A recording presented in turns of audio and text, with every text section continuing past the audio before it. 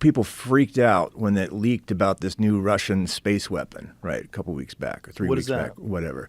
It's like an ability to disrupt like satellite communications in space. Like Russia, like somehow it leaked, maybe deliberately out of Russia, that they've got this far more advanced technology than we thought they had, to a weapon that would be in space that could disrupt like communications and satellites and really fuck us up. Okay. And like it leaked, and then there was this one congressman that like went public with it. It was like, we have a real problem, right? This is like it was while I was in Ukraine, so it was maybe 3 weeks ago.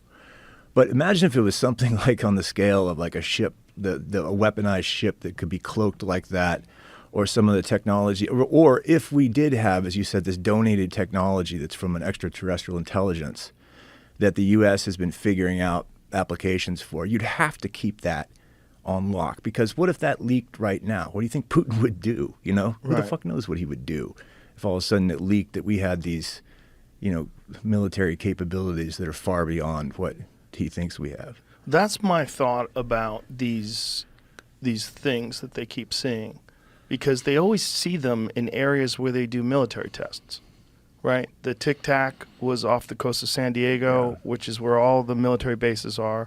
And the things that Ryan Long had seen were all off the East Coast in restricted airspace, in space where they run, you know, fighter jet training. And he said when they upgraded their technology in 2014, they upgraded their sensors. And he said that's when we started seeing these things constantly, all the time. And then they were getting visuals. They were seeing the visual versions of these things, and that was a square with it was a sphere in a square, or a square in a sphere. Do you remember? Square in a sphere. Square in a sphere. So there's like this circular sphere and this black square that exists in this thing, and it's hovering. And it's hovering in very high speed winds. And it's just stationary, motionless. And that these things are able to move at just bizarre rates of speed with no indication of a traditional propulsion system. Yeah. No heat signature that shows that, you know, rocket propulsion, nothing that we can explain. And if they had a drone that could do that, that's where they would test those things. And what better way to test whether or not people could see them than to run them out there when people are using new jets with new capabilities. Right. Like, can you see them? Okay, they see them. And the fact that, you know, the Tic Tac, when Commander David Fravor brought this information and reported it, and they showed the videos to these admirals, and they were nonplussed. They were like, okay. And they just left the room. Right. Like, do they fucking know? Or how are they not? Are they just like stone cold dudes who can just keep it together in the face of some alien technology? They know that we were being visited, or is this? And the other thing was that when Fravor communicated this stuff, these guys who are running these sensors, they were running the detection systems, were saying we're seeing these things all the time, every couple of weeks. We're seeing them all over the place. Well, what the fuck is that? And this is also 2004. Did they have the ability of 2004 or something to go from above 50,000 feet above sea level to 50 feet in less than a second? What is that? Like, what the fuck is that? And people try to, you know, argue it away or explain it away by saying, oh, it's a failure of the detection systems and there's a glitch in the...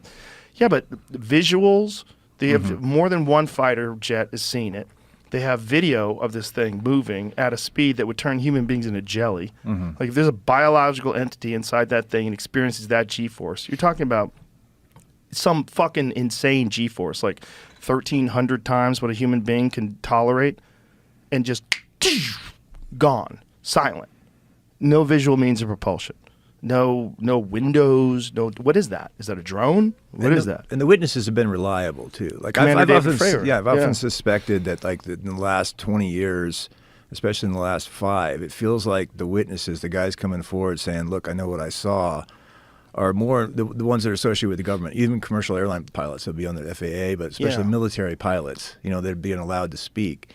That it feels like the waters are being tested by the government for some reason. Like, we're going to let this out a little bit. We're going to let the people that people may actually believe, like, attest to what they saw and see how the public reacts. That's what I think's going on. Well, that would be what I would do if I was running the government, if I wanted to hide the fact that we have these things.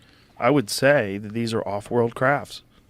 That's what I would say. I would say, look, these things are behaving in a way that we can't explain. Well, I guess we're being visited. And then go right back to whatever black ops thing that you guys are doing, some Raytheon project. I mean, I don't know what it is, but I go back and forth all the time, whether I think it's from another planet, another galaxy, another dimension, or whether or not I think it's us. Or many people think that they've always been here. And, you know, when you talked about the Vedas, in the Vedas they talk about these things. They talk about that. I mean, it's in the Bhagavad Gita. It's in the ancient Hindu text. They talk about these vimanas, these crafts that whatever these beings operate. So in that case, are we just getting better at detecting them, or are they showing themselves more often for some reason? Well, in unique circumstances, if someone sees something like this, like you, so you see this in 1990, whatever it is, in Phoenix. If you lived 5,000 years ago and you see this, like, what does that sound like? What does that sound like to everybody? It sounds like you're out of your fucking mind. And a small handful of people say it. They tell stories. People write it down. It just goes away. Unique experiences are very difficult to classify. You know, if you have an experience with a ghost, if a ghost shows up in this room and we all see it and it doesn't show up on camera and we swear we saw an apparition of fucking Forrest Gump standing there, you're like, what the fuck is that? Well, you're just left with a story. You know, if you can't measure it, you can't write it down, you can't, even a video of it. Like, what are you seeing? You seeing grainy footage of something? You know, I'm sure you've seen these supposedly leaked images that fighter pilots have taken with cell phones from their aircrafts. Like, what are they seeing? What is that thing? What is that weird, blurry-looking, metallic-looking thing? Right. Is that a Mylar balloon that they're mistaking for a spacecraft? That doesn't seem likely.